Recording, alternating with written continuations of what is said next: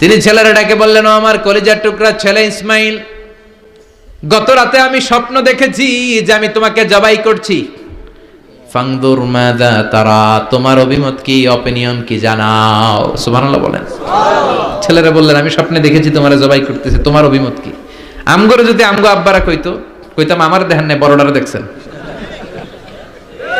বড়ডাই কইতো আমার না মাজ্জাডারে দেখছেন? মাজ্জাডারে কইলে কইতো ছোটডারে দেখছেন? কথা কোন? আমরা এটা 100% আমরা এরকম উত্তর দিয়ে দিতাম, চিল্লা এখন ঠিক কিনা?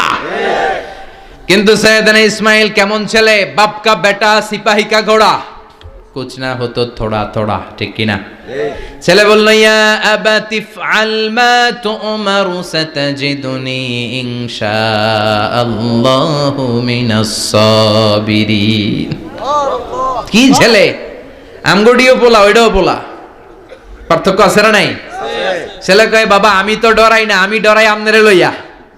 আমনে ডরান কিনা, আপনি ভয় পেয়ে যান কিনা ওই টেনশনে আমি আছি। আপনি যে আমার এত মায়া করেন, আপনি যে আমার এত ভালোবাসেন, আমাকে শুইয়ে দিয়ে যে জবাই করবেন, ফিনকি দিয়ে যে রক্ত ছুটবে, আপনি ভয় পেয়ে যান কিনা ওই ভয় আমি পেয়ে যাই।